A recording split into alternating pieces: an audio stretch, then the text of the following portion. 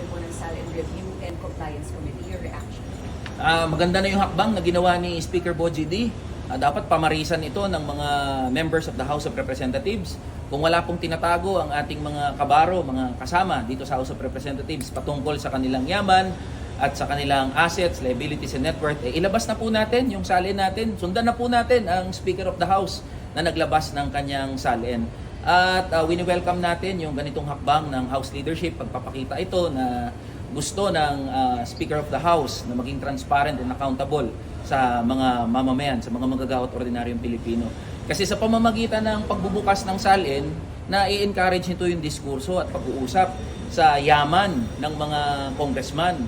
At kung wala naman, uulitin ko, kung wala naman tinatago yung ating mga kasamahan dito sa House of Representatives, ilabas na po natin yung salin. Hayaan natin na usisain ng mga mamamayan kung ano yung laman ng ating salin. Sino ba yung mga kamag-anak natin na nasa iba't ibang posisyon ng kapangyarihan. So through publicizing our salin, in-encourage natin ang mga tao na mausisa at matilad-tilad yung yaman natin at yung koneksyon ng ating pamilya sa politika. Pero kung di po ba kayo dismayado, kasi as of now, sa 10 pa lang po kayong nagre-release ng SALN out of 318 lawmakers. Alam nyo, sa totoo lang, dapat yung salin automatically dapat niya na-access na yan ng mga ordinaryong Pilipino na gustong makakuha ng copy na yan, ng copy ng salin ng mga public officials natin. After all, sino bang nagloklok sa mga public officials, sa mga congressman, sa mga senador at iba't ibang mga public officials natin, di ba mga mamamayan? So may karapatan yung mga manggagawa at ordinaryong Pilipino na malaman kung ano yung nilalaman ng salin ng mga public officials. Kaya doon nga sa ating mga kasamahan dito sa House of Representatives, we encourage them. If the House leader nilabas na yung kanyang salin, ano ang pumipigil sa mga House members na ilabas din yung kanilang mga salin? Kung wala nga po tayong tinatago, ilabas na. Kung nahihiya tayo doon sa nilalaman ng ating salin, baka we need to introspect patungkol dito sa yaman ng ating pamilya, ng ating sarili. Dapat nga maging kahiyahiya ang korupsyon up to the last centavos. Kasi nga, biruin nyo, ang sahod ng mga congressman, 300,000 lang per month. So kapag nilabas yung salin at lumabas dyan, halimbawa, meron kang 100 milyong piso o bilyong piso na nakadeklara sa iyong salin, magre-raise na agad yan ng tanong. Papaanong kinakaya ng mga congressman na sumasahod o kumikita lang ng 300,000 a month na magkaroon ng marangya, lavish and extravagant lifestyle? You have hundreds of millions of pesos or billions of pesos in your net worth. Pero ang sahod mo lang by the hundreds of thousands every month. So magre-raise na agad yan ng question. So may encourage ngayon ito yung mamamayan na mag-usisa pa, maghalungkat pa. Saan kaya nakuha nito ni congressman yung yaman niya? And through that way, baka mas marami pang mabunyag na kalokohan na ginagawa. Hindi lang naman ng mga politiko, hindi lang naman ng mga house members, kundi ng lahat ng mga public officials for that matter. Sir, ina-freezen po ba yung congressional budget ngayon kaya hindi pa mai-release yung maramihan ng SALN? Kami nga po na ilang mga minority members nakapag-release ng aming salin. Bakit po hindi magawa ng ilan nating mga kasama dito? Napakalakas po kasi ng call ng mga mamamayan, ng mga ordinaryong Pilipino, tsaka ng mga manggagawa. Especially napakainit na usapin ng korupsyon. Napakainit na usapin ng pangungulimbat sa kaban ng bayan. And I think it is high time na pakinggan natin yung panawagan ng mga ordinaryong Pilipino, ng mga manggagawa. Lagi sinasabi, ibalik natin ang tiwala ng mga Pilipino sa institusyon natin. This is one of the ways. Patunayan natin na talagang seryoso tayo. Again, kung walang tinatago, walang dapat ikatakot. Release na natin yung salin. Sir, paano nyo nabili yung 2.2 million paid in cash full yung house and lot nyo? Oo.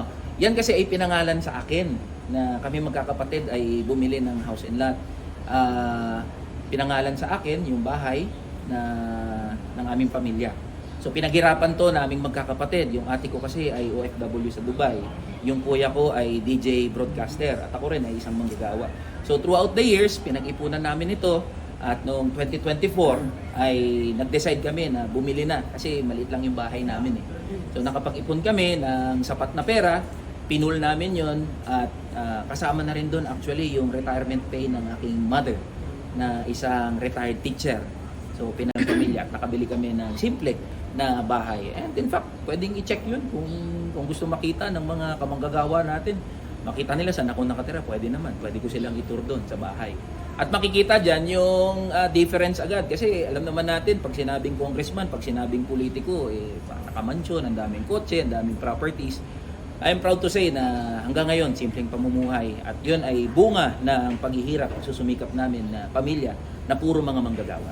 Pero 48,000 sir, cash in bank? Totoo bang Yes, 48,000 lang laman ng Yes, po. bank?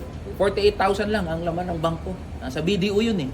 Dito sa sa land bank dito sa house, pinagbubukas na nga ako ng account kasi wala ako account dyan sa Land Bank of the Philippines.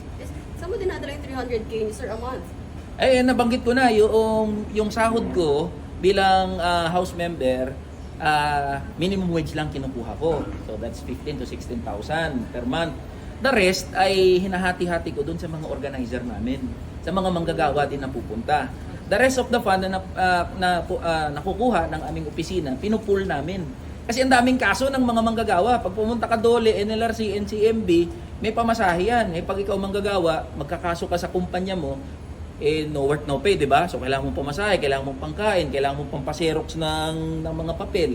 So, tinutulungan namin. Kasi meron kaming law office, kasaming aking mga kaibigan, kadalasan pro bono yun, na binibigay doon sa ating mga kamanggagawa. So at least man lang para ma-encourage yung mga manggagawa natin na mag-file ng kaso, tumindig para sa kanilang karapatan, di na nila problemahin, wala kasi kaming pamasahe, wala kaming pangkain. O sige, mag-file kayo ng kaso, ito pamasahe, ito pangkain. So nakukuha ko lang doon sa aking sahod ay 15,000 per month. The rest, nakadivide na yun. Lumabas na yun sa isang update vlog ko kung saan equally dinivide ko sa 13 na organizer namin. Tapos meron din napupunta sa mga organizer namin sa Visayas at Mindanao. Sir, kung manghihingi yung SAL&N Review Committee ng recommendations from members of the House, ano po yung magiging recommendation nyo, lalo na to make the SAL&Ns accessible to the public? Siguro tingin ko dapat sa pinakamadali at pinakamabilis na paraan na ma-release yung SAL&N, dapat ma-access yan. Wala na masyadong burokrasya. Well, isang bagay yung halimbawa magre-request, may formality, susulat or mag-i-email para lang on the record na may nanghingi ng ating mga SAL&N. Pero other than that, tingin ko dapat wala masyadong burokrasya sa pagre-release ng SAL&N. The less bureaucracy at mas madali na ma-access yan ng mamamayan, yung mga SAL&N natin, mas maganda. What about posting them online sa HREP website, subject to data privacy provisions? Tingin ko maganda yun. Kung pwedeng i-post na lang sa House website. Kung maaari, meron din naman Facebook page ang House of Representatives. Baka po pwede rin gamitin yun para easily accessible sa mga gustong maka-access ng SAL&N.